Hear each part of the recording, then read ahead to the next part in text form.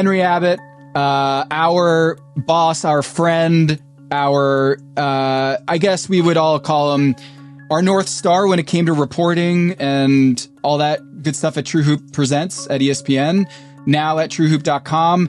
Also has a book, Ballistic, and an amazing David Stern story that I want to lead with here. Is an elevator. Weren't you in an elevator with David Stern at one time where you got into an elevator? It's kind of one of my favorite NBA stories.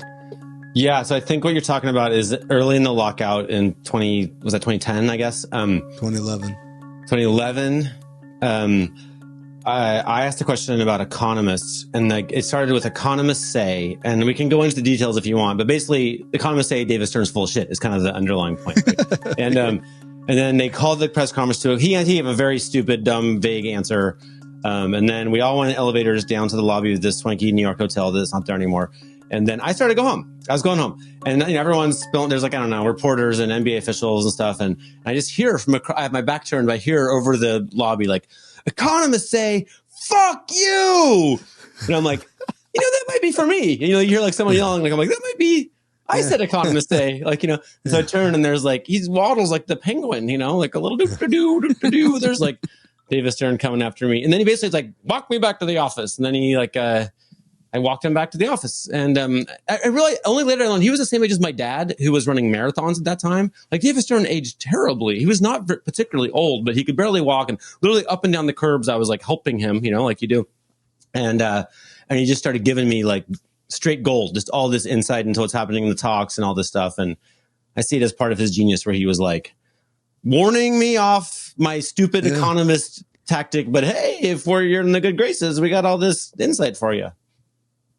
Economists say, fuck you. I just got them talking to Ethan Strauss about the Doc Rivers of when you do that, you refer to someone by their name and compliment their question and all that, and all of a sudden you feel a little affinity there that makes you maybe not be as hard edged as you would be if it were just an adversarial relationship. When he yelled at you, did he appear angry, or what was his? Oh, he has that like I've actually read like high testosterone tends to give people a wolfish grin. This is the like kind of sadistic, like, haha, I gotcha, right? Like he was loving it. Actually, Chad Ford taught me this. Chad Ford, he lived in Hawaii, right? Flew in, but he's a lawyer, and he came to actually it was the NBA lottery and in Secaucus, and Chad just fucking stuck it to him, like hard question after hard question about like basically why do we have a draft at all? And Stern was like, oh, and like as soon as it was over, Stern came over and he's like, Chad, it's so great to see you, like blah blah blah. And I was like, Chad, what is going on here? And he's like, oh, I learned a long time ago, he just loves to fight. And I was like, oh, okay, like I can use that information, But he's just happy. He just likes that shit, So you just wrote this great piece for TrueHoop. If you're not subscribing, you should absolutely right now. TrueHoop.com, your Substack, you have this great story about like what you would do or what you're advocating for Adam Silver to do. I don't know if that's the right phrasing, what he should do, but your idea was brilliant, and I had never considered this.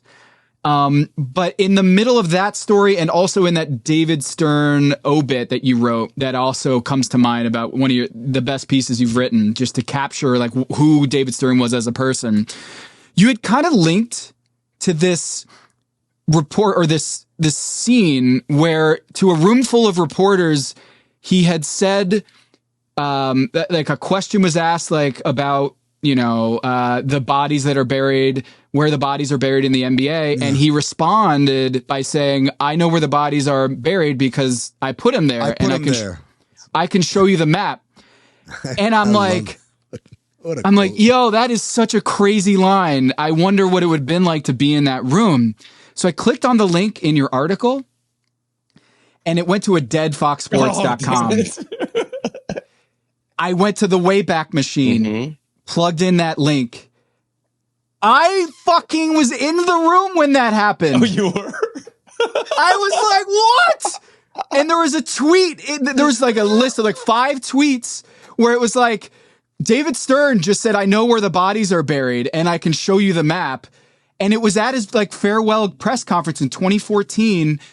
Mike Wise asked him like a joke, like, hey, are you going to now finally reveal where the bodies are buried? And he like looked at us and he's like, I know where the bodies are buried because I put them there and I have a map.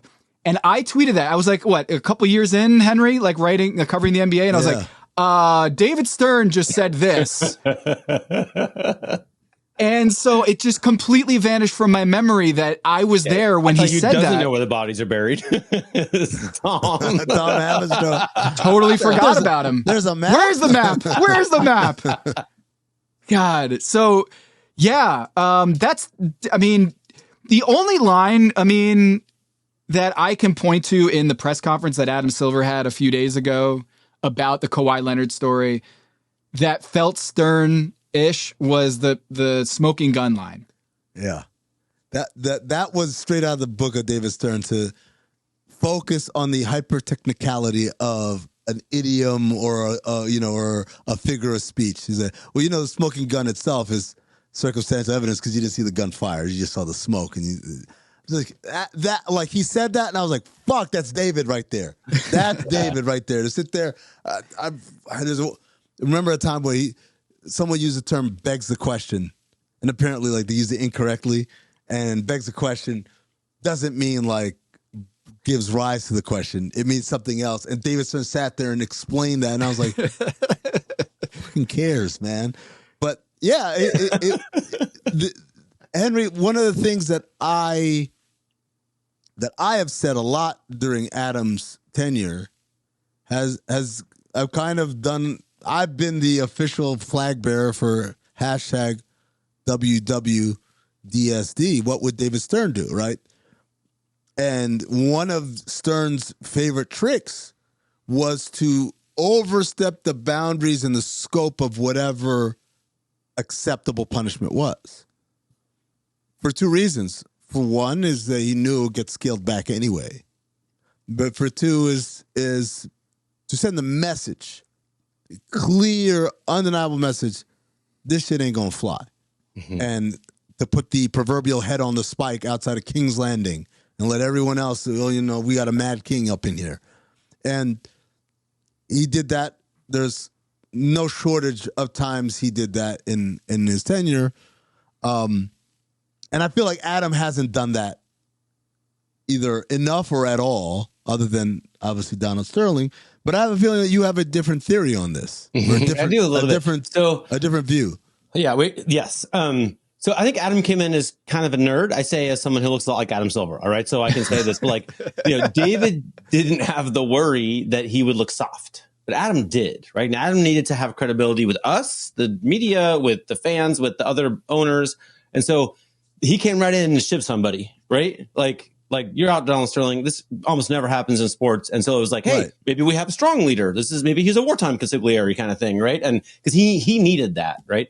And then they said about giving Adam what David had, which was this kind of like bunch of pocket votes, right? Just dudes who owed him a favor, who would vote for everything, which lets you manage this unmanageable. We have this term herding cats, like try herding billionaires, right? It's like none of them want to listen to anyone on anything.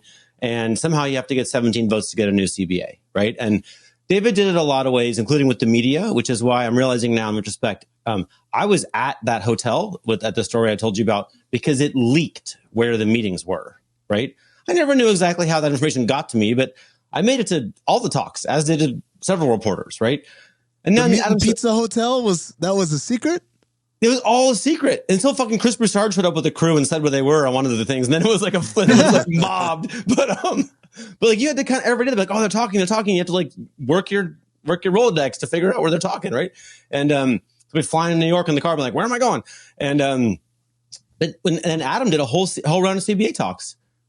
Nobody went to a single meeting. Not one reporter knew where anything was. And so that tells me David Stern intentionally had us there because he thought he would win through us, right? He thought he would gain leverage from having microphones outside, right? Mm-hmm. Adam has never been that guy. He doesn't use the media. He doesn't take questions almost ever, right? He he just doesn't think he needs the public on his side, which has worked okay for his kind of backroom style. But I think it's starting to fall apart right now in front of us where we need to believe him. And he hasn't been building that credibility, right? So, yes. So I think Adam needed his 17 votes to get the CBA passed. And they did it like Vivek. Listen to Vivek talk. Like the Sacramento team was maybe going to leave, but they're like, hey, like, let's get this guy who's going to be with, like, if you get this team, Vivek, we want you with us on everything. And he was like, hell yeah. Listen, he's like, no one's ever kissed ass more than Vivek with Adam Silver.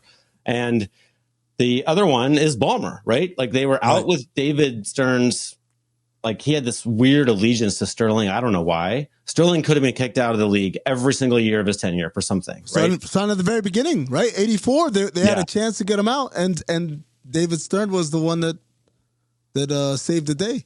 There's a story that, like a fully reported story that, don't even get me started, but like a colleague of ours included in a story at ESPN that like the big bosses cut these few paragraphs, but it was literally Donald Sterling getting a blowjob in a business meeting. And like, it was a distraction from but like this kind of stuff like was like, what the fuck? Right. What kind of business meeting are we talking about here? Business takes on a lot of shapes and forms.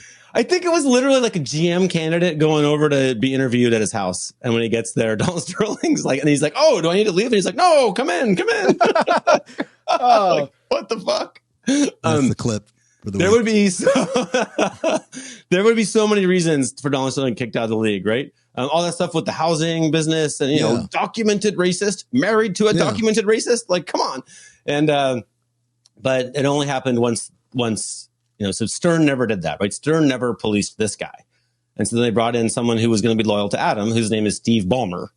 And now we're in a little bit of a difficult situation because now to look credible, Adam has to police Steve Ballmer, which, you know, you don't have to be like on an Illuminati podcast. I think maybe he doesn't want to do that, right? Like,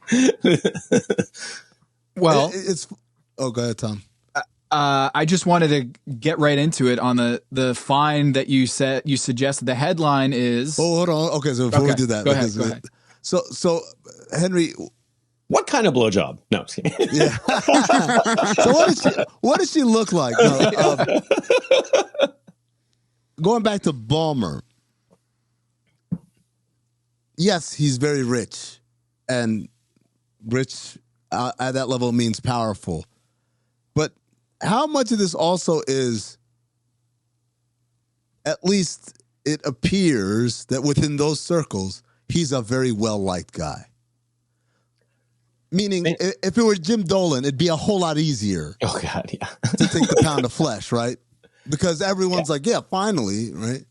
Well, and if it's not, I mean, I don't think there's any chance they're going to kick Steve Ballmer out of the league. But no, if that's like, that is the big option here, right? And then you'd get who? Mm-hmm. Like Larry Ellison? Like, do you know how creepy that guy is? Oh, like, yeah. Like, Skydance. Yeah, I mean, they're just like, they're not that. What would the Clippers sell for? You think like, I don't know, like 8 million or something, 7 million, I don't know, 6 million, billion.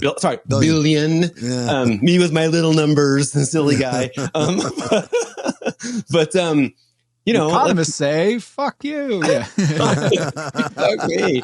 But yeah, I don't think that number, the people left to purchase teams, are all creepy. Pretty much. So yeah, Steve Ballmer's a gem. It kind of makes sense where his money comes from.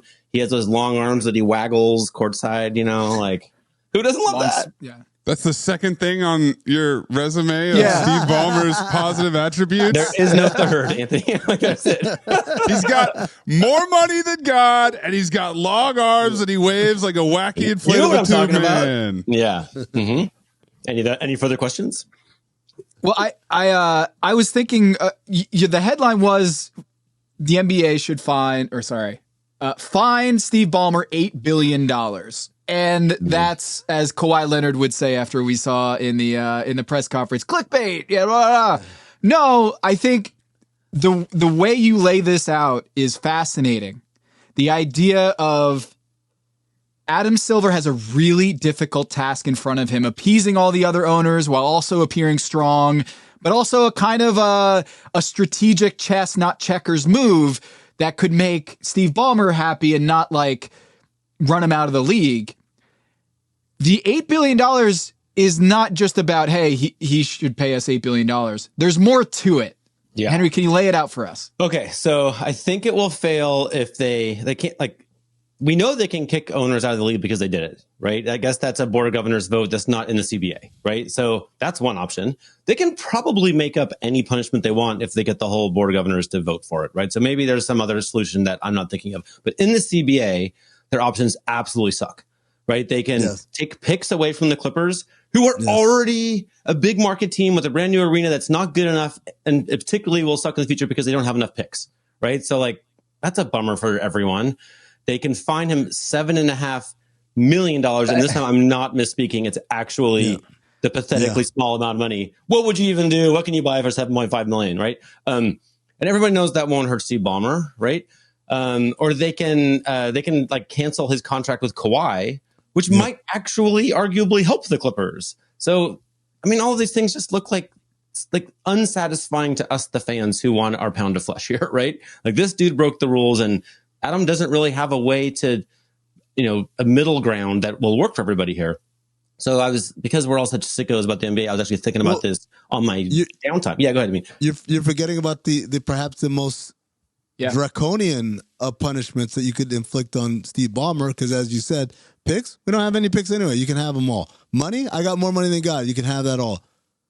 Suspension for up to 1 year. Any team personnel found out willingly engaged in such violation. Yeah. That is the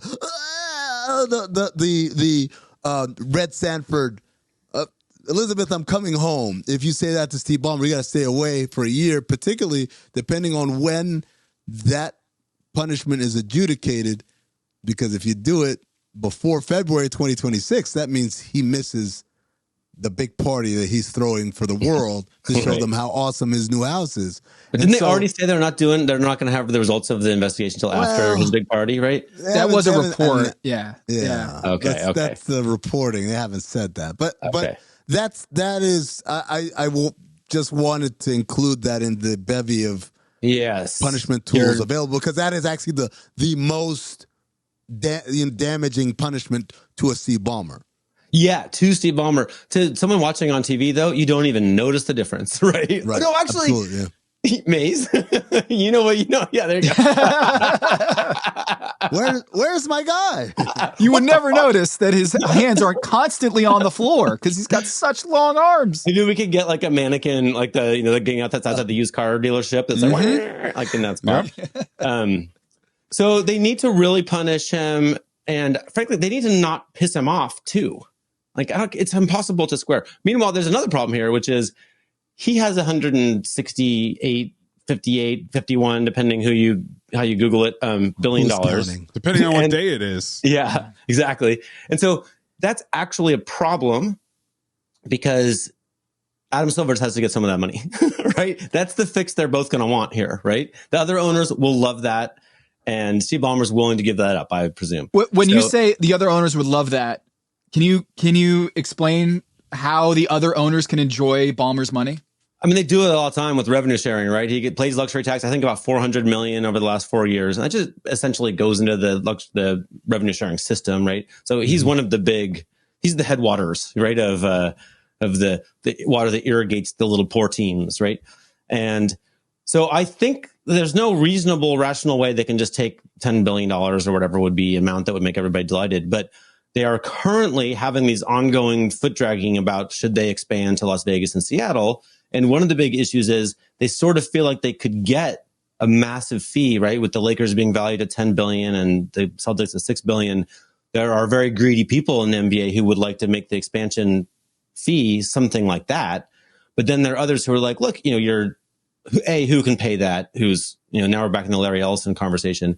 But B, is that team just doomed when you get them, right? They have to get a stadium, they have to pay all this money, they have to do all these things.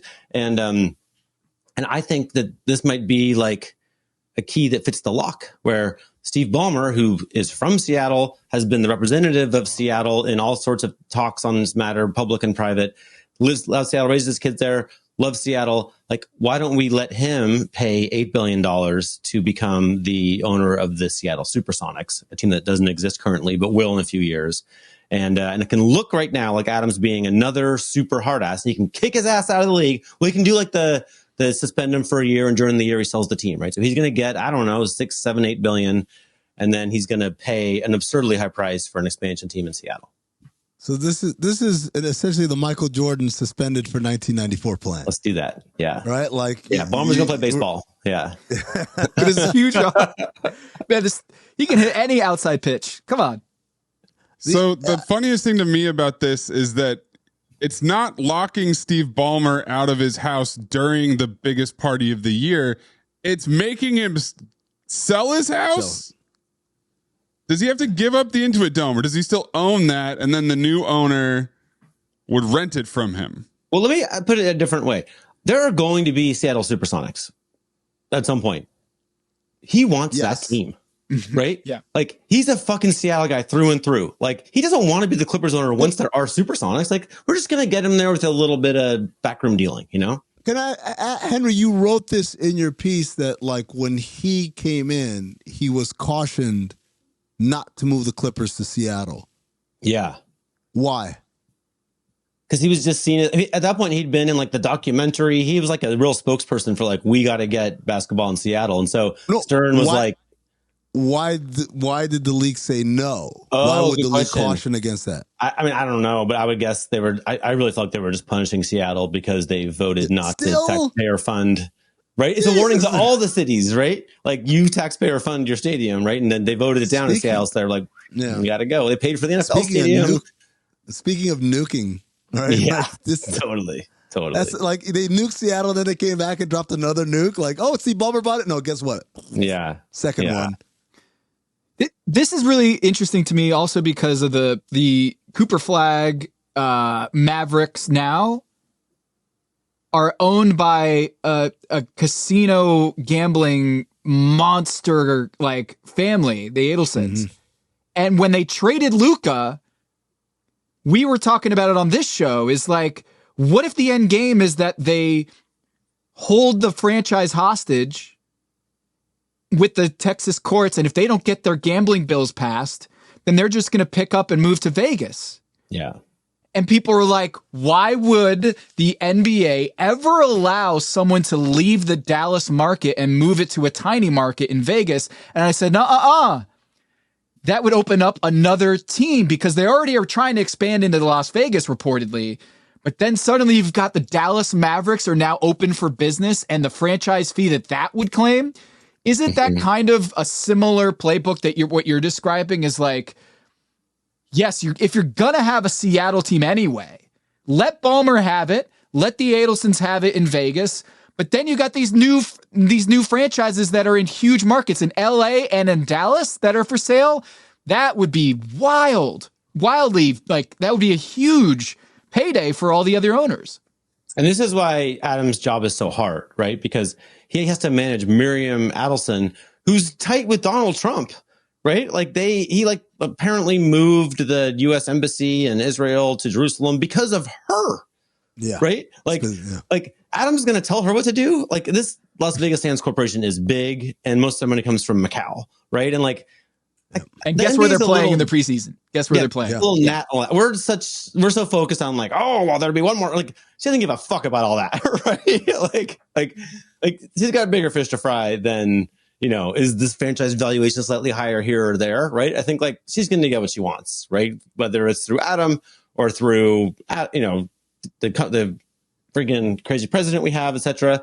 Right? I just think like, yeah, this is why Adam has to sort of do a lot of cajoling, and people like Miriam Adelson will have to like Adam. And then now and again, just like David Stern did with Glenn Taylor, right? Now and again, strategically, when you have to, you drop the hammer.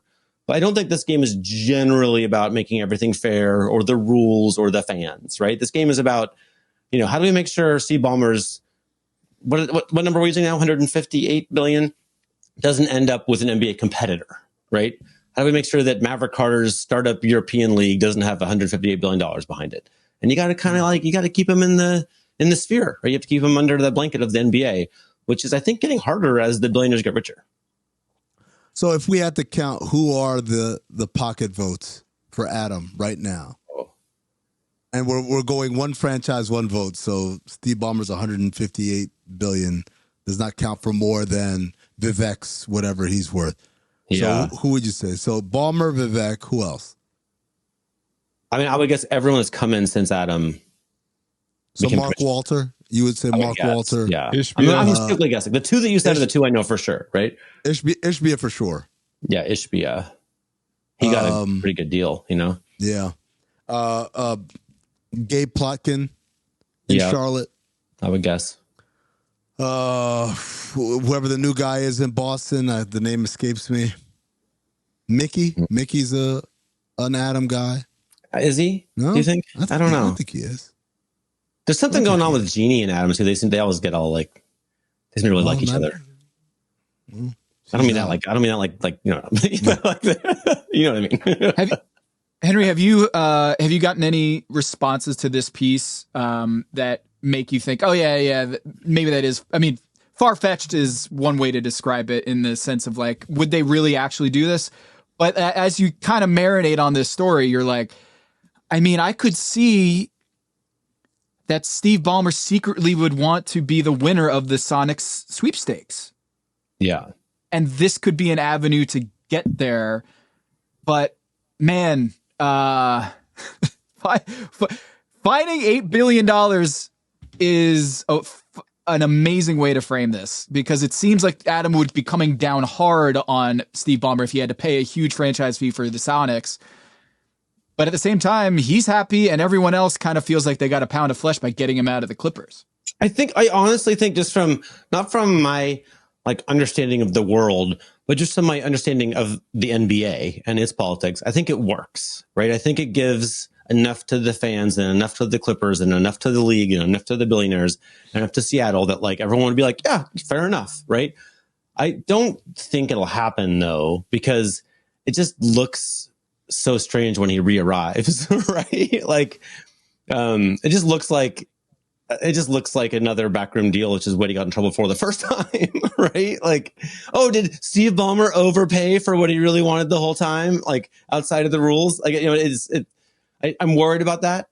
That said, I don't think that any of the things we've really considered, like, you know, if they fine him his stupid $7.5 million and take some picks and void Kawhi's contract, and suspend him for a year, like, I think it looks such a slap on the wrist, right? It just looks super weak. So to me, something unconventional is going to happen here. Yeah, it's because, you know, the funny thing is, in essence, what we're talking about is a sign and trade of franchises. Yeah.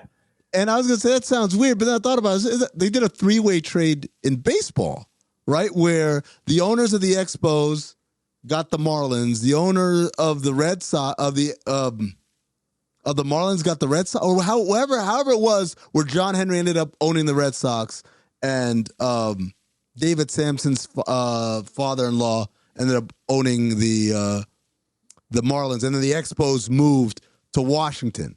That was a trade. Like, those organizations were owned by different people, and so the more I kind of kick it around in my head, I don't know as much as a function of a tool of punishment.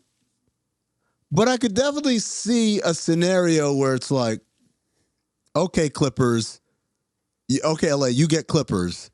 It ain't going to be these Clippers, though.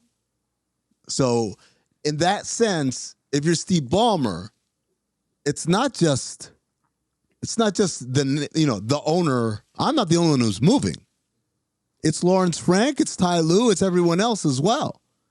And the new owner of the Clippers, you get the building, which is huge. You get the brand, whatever that's worth, and whatever partnership deals they have. But I don't know. So much of the organization has been run in a way that only makes sense if you're worth $160 billion.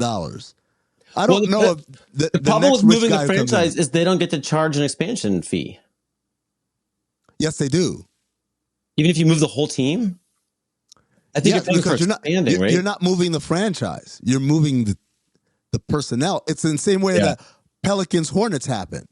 Yeah. Right? It's like, no, it's a new team. It is an expansion team. Yeah. It's just the only part you get is the name. And all the people, they're coming with me. Because this guy no longer plays for the Clippers. He plays for the Sonics now. But wait, in this scenario, they're adding two teams, right? And then they're getting an expansion fee from Seattle, from Vegas, and from the new Clippers team, which needs a whole new team. Right. Well, not from Seattle and Vegas, right? It would be They're relocating to Seattle and Vegas, but they're paying franchise fees for the new LA team and the new Dallas team. Right. Because the franchise. But the relocating doesn't get you $8 billion. You see what I'm saying? No, but by the way, there's a relocation fee as well. Okay. It's not $8 billion, but there is a relocation fee. But like now as we talk about it, I'm like, oh, this makes sense because I can charge higher expansion fees for LA and Dallas than I can Vegas and Seattle, right? Yeah. Especially if it's LA for Seattle. Obviously, if it's Seattle for Dallas, different story. But we're talking LA for Seattle, bigger fee in LA than it is for Seattle, and then Vegas for Dallas, definitely bigger fee in Dallas than would be in Vegas. Everyone actually wins that way. Although that's why I say you have to kind of divorce it from the punishment of Steve Ballmer, because as a tool of punishing him, yeah, not so much. It reminds me of the Joe Smith deal. Is like, hey, we can't put this in writing. Yeah. But in a couple years, you will win the Seattle Supersonics team if you just kind of go quietly on this Clippers deal. And it's like a backroom deal. Half the Warriors roster did this summer. Yeah. You know, they were like, we got you, Al Horford. Just, we're used to this in the NBA, right? Like it happens all the time. Like, yeah. So let's get back to Amin's question. What would David Stern do? So in this instance, what would David Stern do if he watches Pablo's 5-part investigative series? What does David Stern do? He just beats the crap out of Pablo. Right? And he has that creepy smile the whole time. But I think, I mean, look. Journalist who? Yeah. Yeah. I mean, the model is the referee gambling, right? Like, you know, he just kind of just beat up everyone who said that anything bad had happened and the game has been fixed. He just beat them all up. And eventually it's kind of like. But there was a scapegoat. In Donnie, he made him public enemy number one, and he nuked that guy. And basically fully nuked him, though. The full nuke is he fixed games. And they got FBI and everyone to go along with the idea that he didn't fix games, which is crazy. But that would have been a legal exposure for the NBA. So they stopped just short of that, right? They just threaded this needle of like, he was a gambling referee who like needs to be gone and blamed for everything, but he somehow had this magical ethic where he wouldn't ever use his whistle to help his bets. Like, whatever, David Stern. Yeah.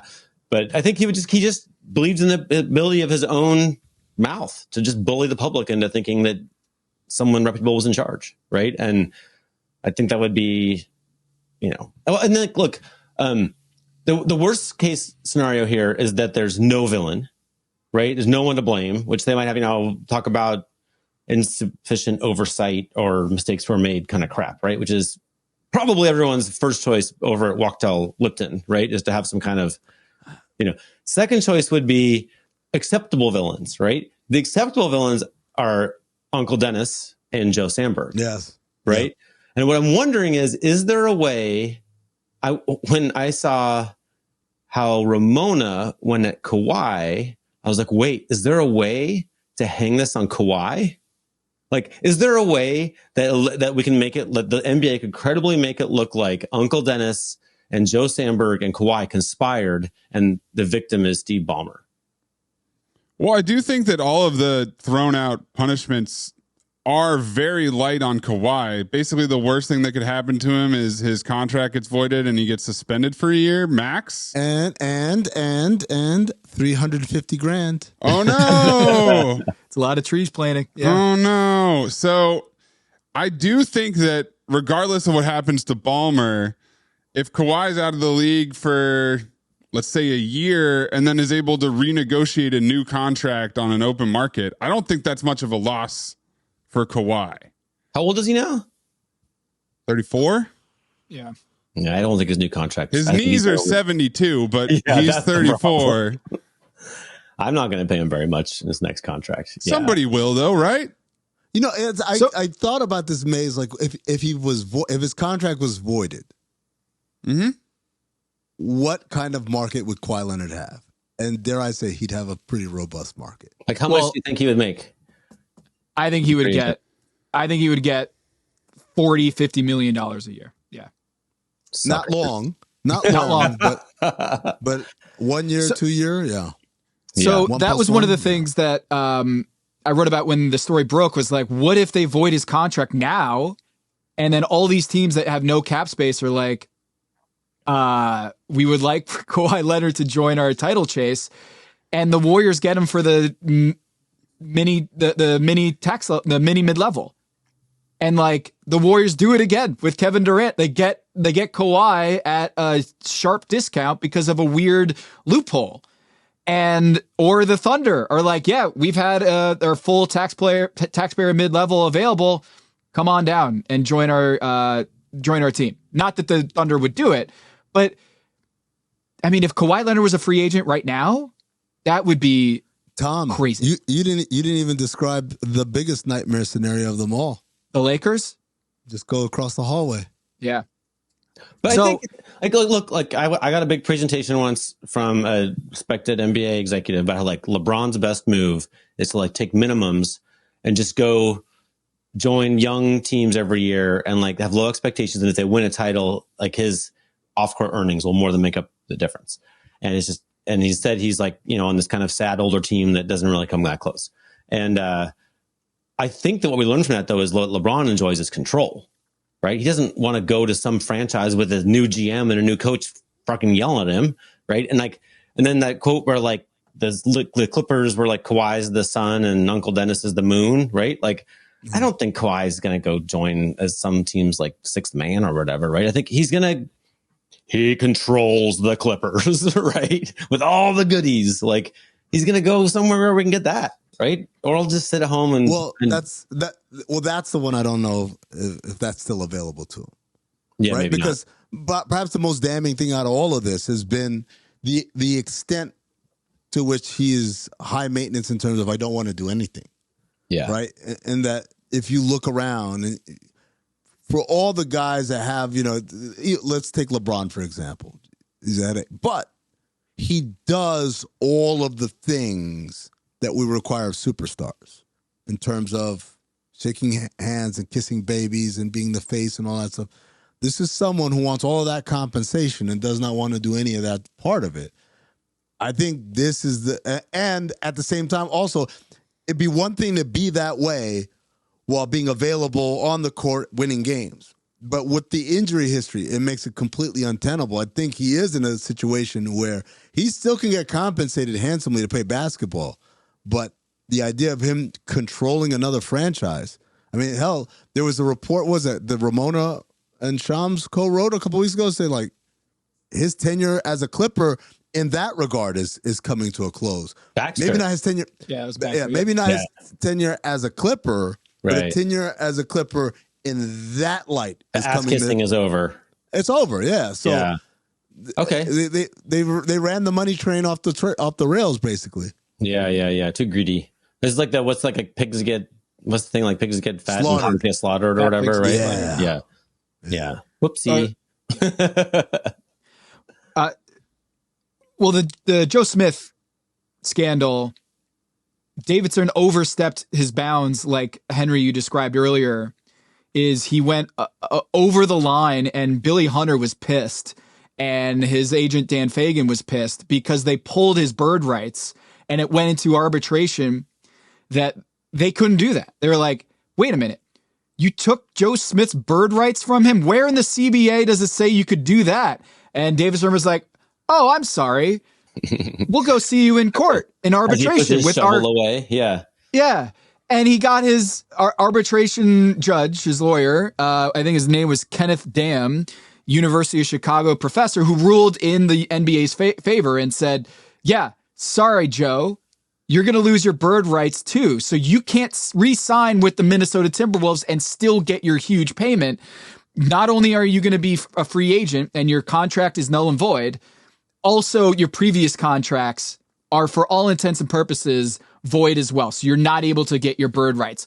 And Dan Fagan and all the players union, they were up in arms about this, that he went way beyond what was allowed in the CBA. And Dave Stern was like, great, go for it. Like, see where that gets you. In the same way, is Adam Silver gonna be able to drop a stronger hammer than what's in the CBA now, that we're like saying, oh, it's 5 picks. Oh, it's only $7.5 million. Henry, do you see that, like, if David Stern were running this, he would have crossed that boundary and found a way to get his pound of flesh even beyond the CBA? I mean, I think, would you like a little anecdote for as part of my answer, which is I visited the city of San Antonio years ago when David Robinson had just opened the Carver Academy, and I wanted to go visit it and had like a free hour. And there happened to be a cop who pulled up where I was by my rental car. And I'm like, hey, like, can you tell me how to get to whatever? He's like, well, what are you doing over there? And I'm like, I'm going to see this Carver Academy. He's like, hop in, I'll take you. It's very dangerous over there. I was like, have my doubts it's super dangerous over there. But so this guy he was the highest ranking on duty officer in San Antonio. He told me a dozen times. And we spent a few hours driving around San Antonio. He's like, have you seen the Alamo? And I was like, not really. And he's like, okay. So we drove the car up onto like where the tourists are inspecting the Alamo. Yeah. And I was like, are we allowed to do this? And his answer was, who's going to stop us? And this was an enlightening moment for me of just like how power works, right? He's literally the highest ranking on duty police officer in San Antonio. Like, there's literally, you can't call anyone to stop him. It's not that he's allowed to, it's that there's no mechanism to stop him, right? And so that's how I think about like the league office and the billionaires, right? Is they can do what the fuck they want, Tom. Like, literally, what's Congress going to come in? Like, you know what I mean? Like Dan Fagan and the arbitrator, like, they don't give a fuck, right? Like, worst case scenario, they're going to pay a little extra money, right? Like, or they'll have to let Joe Smith get his bird rights. Like, it's just not that bad, right? So to me, like, they just get to dream up whatever they want to do. This team there, you know, this arbitration, this fee, this whatever. And then 75% likelihood they'll get what they want, or 25% they get a little slap on the wrist from somebody. But it's unclear who would even enforce anything on Adam Silver here, right? I think he can just do whatever he wants. Well, provided that he has the backing. Yes. He's got to have his tribe. Right. Yeah. Right. Yeah. That goes back to why I was asking how many in the pocket did he have? I see what you're saying. Because it changes that dynamic. The thing with David was that who was going to stop him? You know, The commissioner on paper works for the owners. Everyone knew David was the boss. Right. And he ran that shit. And so even if he had guys who didn't like him, none of them spoke up. Like, this is the point. This is exactly the critical problem that like the right solution has to solve. And this is why I'm into this $8 billion thing, right? Adam's going to go to these owners and say, hey guys, like, I know how we can keep Steve Ballmer happy, have like the biggest market that's not in the NBA, join the NBA. And every one of you gets, I forget what the math is, but hundreds of millions of dollars, right? Right. Like, that's a pretty easy conversation, right? Like, there might be problems elsewhere in the analysis, but not in getting other owners on board. That's the other part of this. So expansion, the reason why expansion in and of itself has been a chore that doesn't seem to get off the agenda sheet in these board of governor meetings is because they don't want to split this pie. Right. They don't want they want a 30th, not a 32nd. Right. And so that's the part where I'm like, even with all of that, I still don't think that's enough money in the long term to make up for the long term smaller slice that they're getting, right? The $8 billion expansion fee. It'd be 16 because you're gonna be getting two teams. Two right? teams, all right? Yeah. So, but that second team isn't part of this. No, but you set the price high, right? Now you only got to find one creepy Larry Ellison, right? And instead of it's much easier to find two. Right. But you're still talking about, what's that? So 16 times 30 is $480 billion. Oh, no, 16 divided by 30. Divided by 30 is roughly half. So call it $500 million. $500 million, but we have a TV deal that pays out how much? I did the math in the piece. It's about $200 million per team that they, or $150 million, I think, that they lose over the life of this TV deal when they shrink the pie slices. Yeah, I guess it's a lot, man. I think I'm not sure how. I think expansion is a thing the league uses just as a tool to get things that they want. In the same way David Stern used to do this with the age limit and all these other things that are like, they're not changing. None of this shit is going to change. It's just something to use when I really want this. Well, right? Seattle. I think that the NBA has a problem when there's untold billions outside the league that want in. Because if it doesn't come to them, it's going to go to someone else, and that's ultimately a competitive problem for them, right? And so, like, they just got to get. I think right now the problem is it's just a pricing problem. Like, you're right. Like, they're slicing the pie up costs X, and so they're this period, this interlude, to me is merely like, no, we're serious. Like, you really have to come up with an extraordinary number to wow us. The other part about this, and this is alleviated a little bit by our whole the Adelsons want to move to Vegas anyway thing. I've did the logical math a million times. Absent it being someone with a gaming interest in Las Vegas, no one is going to put a franchise in Vegas.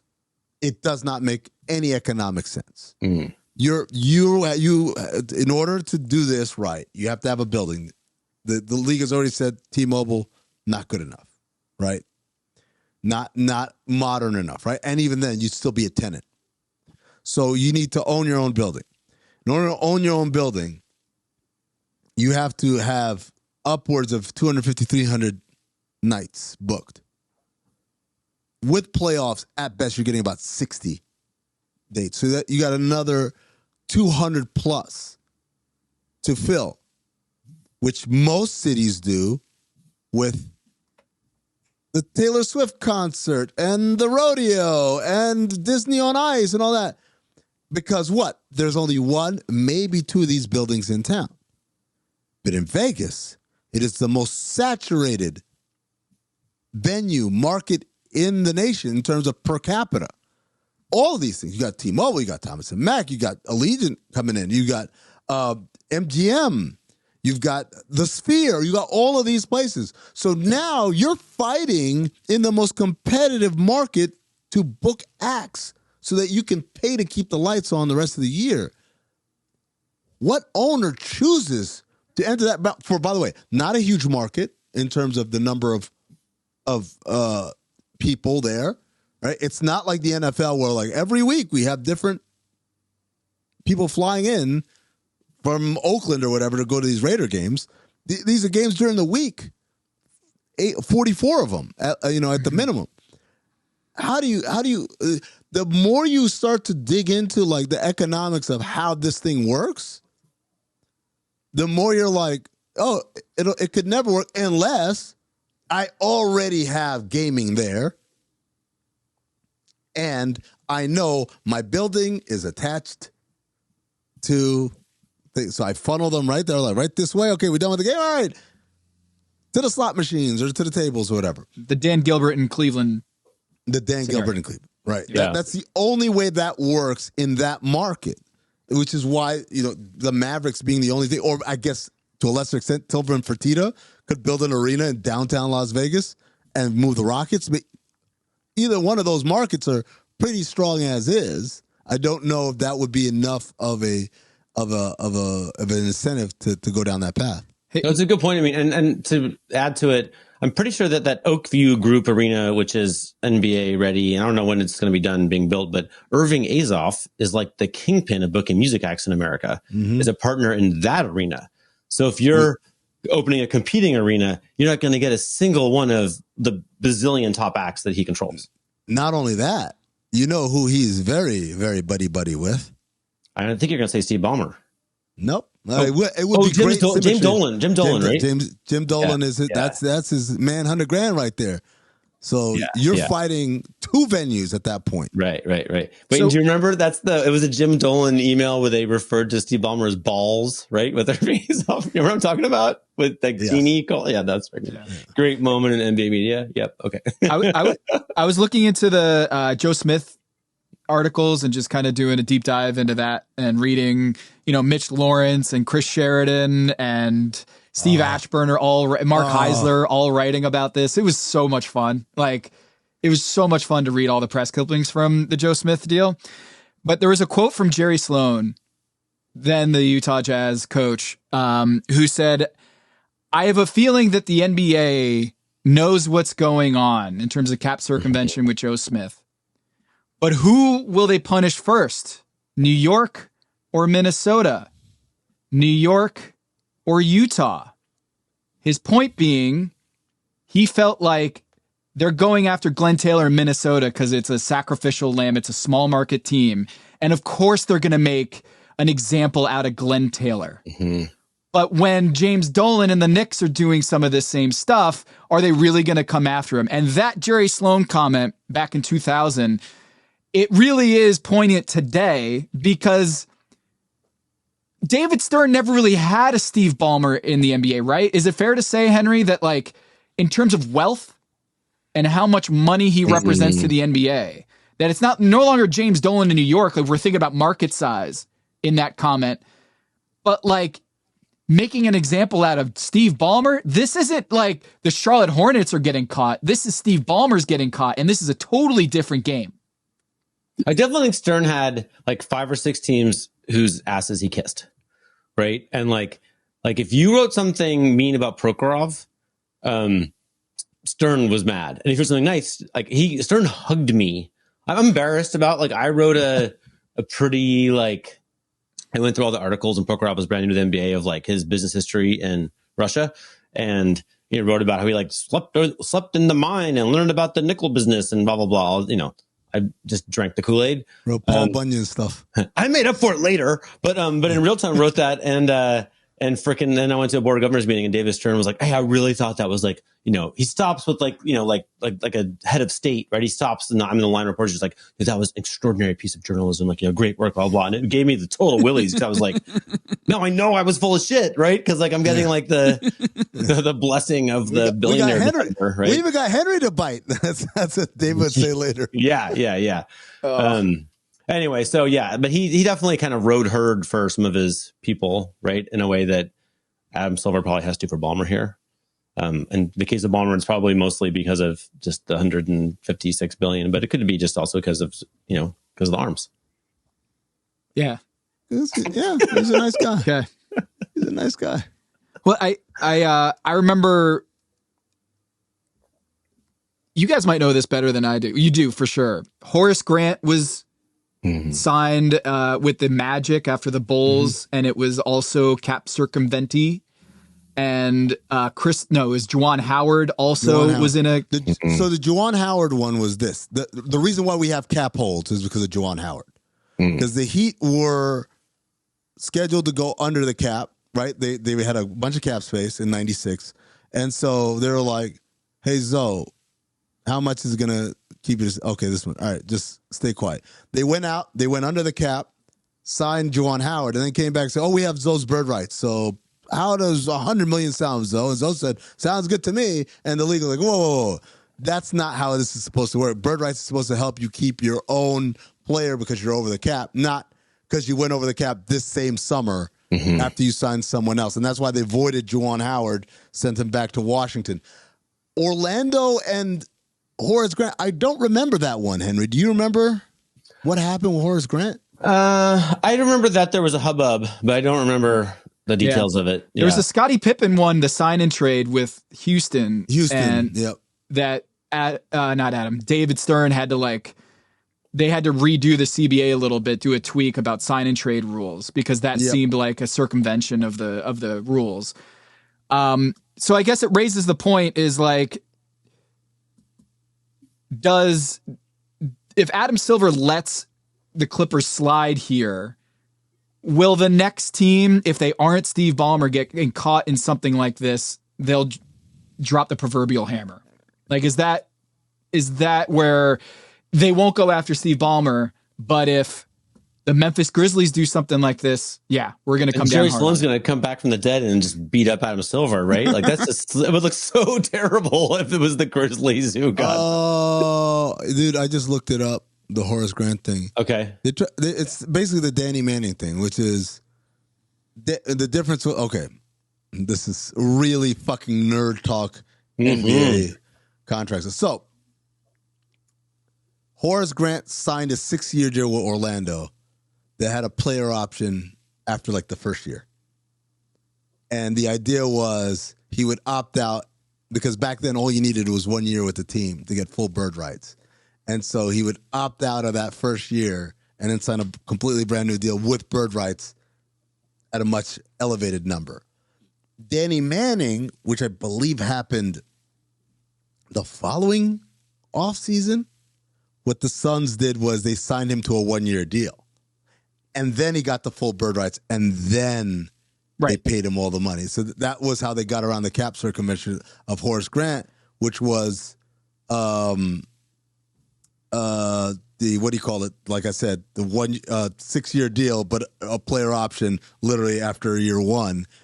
And the league said it was cap circumvention. It went to court, and then a judge ruled that the clause was illegal, stating it was, in fact, circumvention. So then Grant eventually revised the contract, and he signed by less money and had an escape clause after 2 years instead of 1 year. Yeah. It's just fucking, oh my God, David must have had him.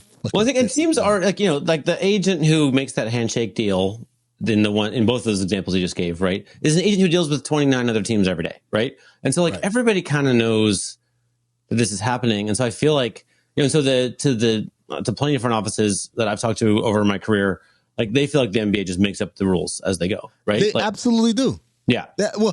So the 1998 CBA, I'll never forget.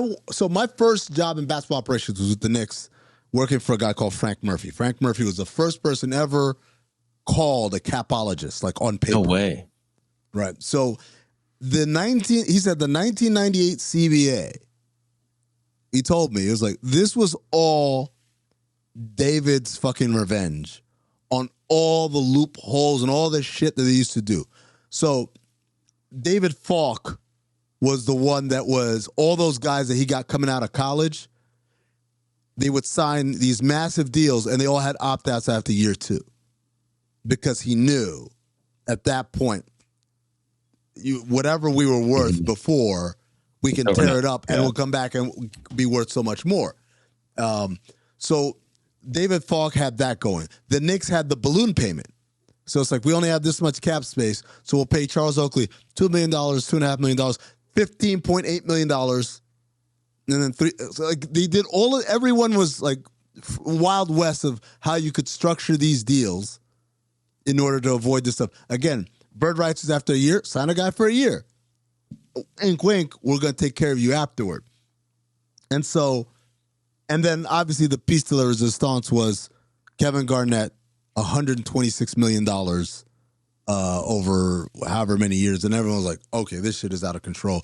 And so David's revenge was, we're going to know exactly how much you can make. We're going to limit it. And all these loopholes are done. The raises, the rookie scale, which was a response to Glenn Robinson's $68 million deal coming out of college, hadn't even played a single game. That was the 95 CBA. That also came after a lockout. People forget there was a lockout in 95, but that fizzled after like a couple of months. But they got the rookie scale out of that. But then 98 was like full David's revenge. We're going to close all of these loopholes. Everything is going to be paid by numbers in terms of what you can offer, how much you can offer, how much the raises can be, how much the decreases can be, all of that. And it all stems from this, from the feeling that teams are taking control or whatever, or taking advantage, and the NBA's response is, we'll do whatever the fuck we want, basically. Yeah.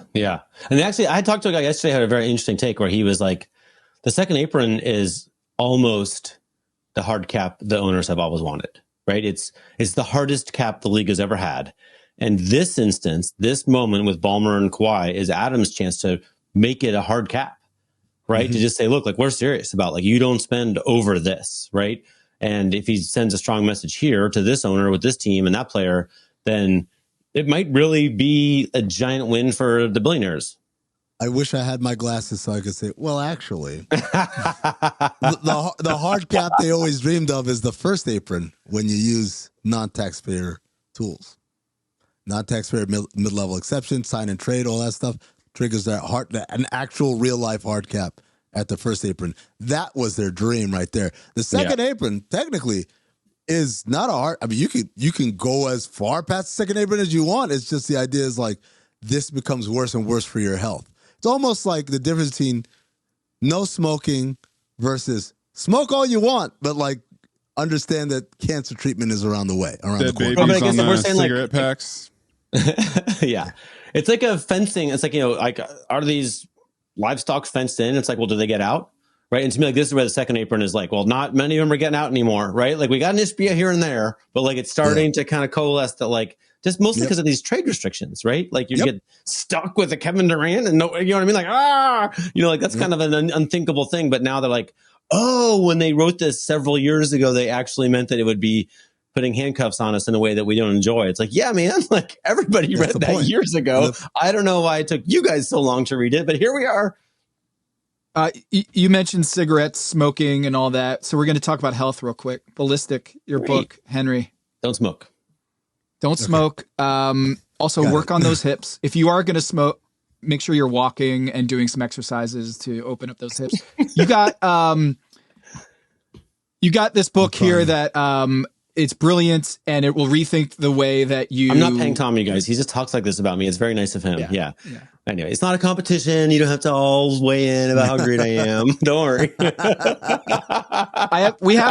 I have something in my drawer, just like in the Joe Smith deal, that a backroom deal. That you guys don't know about. So we also, during the media day this week, media week, we've got all sorts of injuries that Jason Kidd is saying the bad reporting that Kyrie Irving's ahead of schedule. Whoever said that's bad reporting, and it turns out it's Nico Harrison who said that Kyrie Irving was ahead of schedule this summer league. Guys.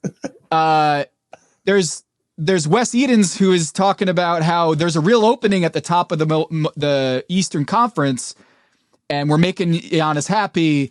And, with the Achilles tears of Tyrese Halliburton and Jason Tatum, there's a real opening at the top. Meanwhile, Damian Lillard also had that, and it's a reason why you had to eat that contract in order to sign Miles Turner. There's a lot of injury talk about players ahead of schedule, behind schedule, and it's really shaping the NBA. And the team that I do the broadcast for, the Blazers, just found out that Scoot Henderson is hurt. Tore his hamstring, and he's going to be out for a while. So you have a book to promote. What have you learned in all your research in writing this book that informs how we view media day and all these teams trying to adjust expectations for this upcoming season, and what's really happening behind the scenes with the player bodies? I mean, what's really driving me crazy is I've spent enough time with Marcus Elliott, who you know well, Tom, and whose life mission is to sniff out injury risk before the crisis, right? What does it look like?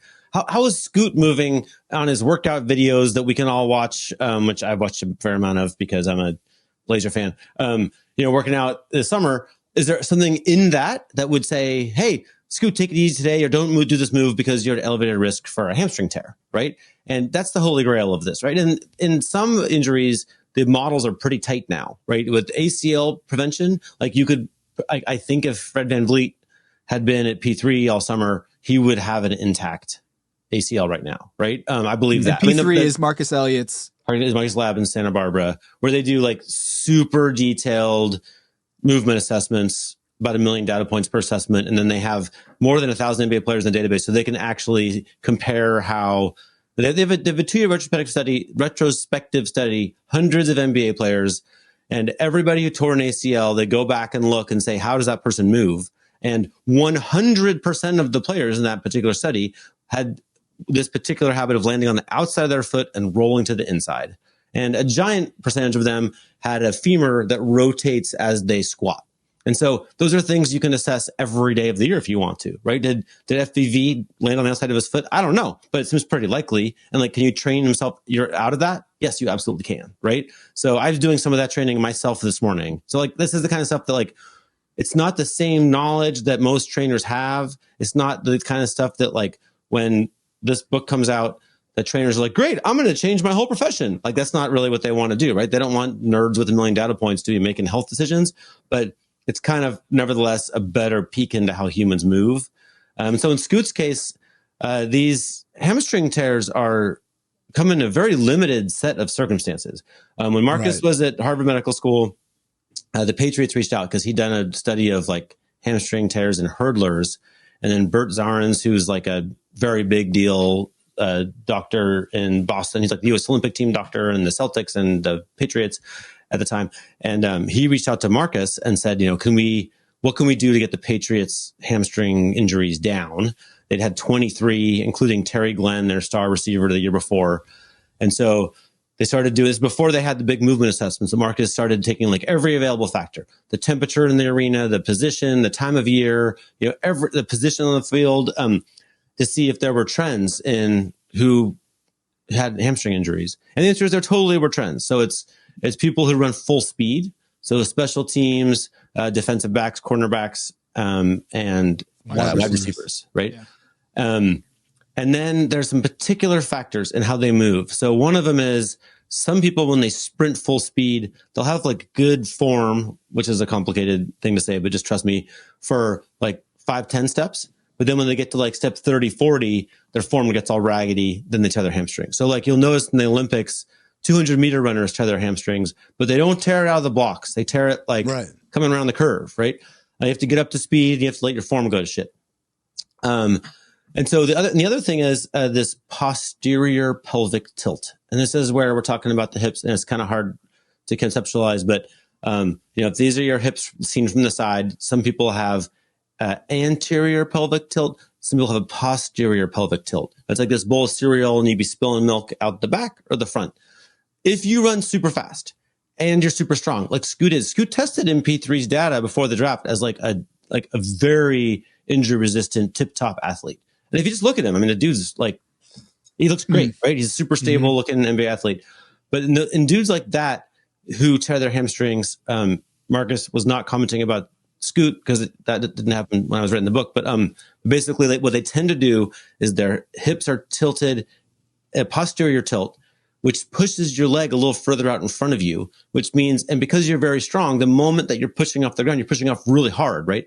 So you're going to have this big time landing, and you have to absorb the force into, this set of 3 stacked joints, ankle, knees, hip, but your hip is already taxed, right? So you have this taxing impact moment at the moment that your hip is already pulling on your hamstring more than it should, right? And so you're going to go boom, and like you land on the ground, and people with this anterior tilt tend to stay with that foot on the ground longer because they have to kind of like recover it all. Whereas if your hips stay stable, then you go like bounce, bounce, bounce, bounce. But if you have this one, you have this kind of grindy, sloppy time on the ground, which is very taxing on the soft tissues. And so I don't know what happened with Scoot, but I would love it if someone told me, oh, we checked his hips and he didn't have anterior or posterior pelvic tilt, right? But he probably did because no one's checking that shit, right? This is what worries me, is like the things that are knowable now that are affecting the teams we love and the players we love. And it's a big problem for Scoot in his career, I think, honestly. Like, he was kind of iffy, right? And now he's got competition for playing time and he really needs to really improve. And he's not going to be better this year, most likely, right? I hope I'm wrong, but anyway, De'Aaron Fox, that was hey, hello. De'Aaron Fox is saying might not be ready for opening night. Yeah. Because of a hamstring issue.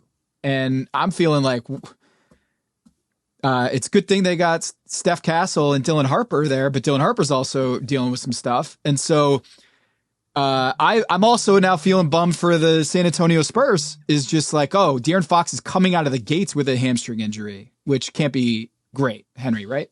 Yeah. And there's another, like, Marcus gets very grave on some topics. And one of them is this hamstring thing where he's like, you can have one. By the way, everything I just told you was about hamstring strains. Like, Scoot has a hamstring tear, which is like, that's the part to me that's worse. Yeah. Aren't you? Yeah. Well, yes, that's worse.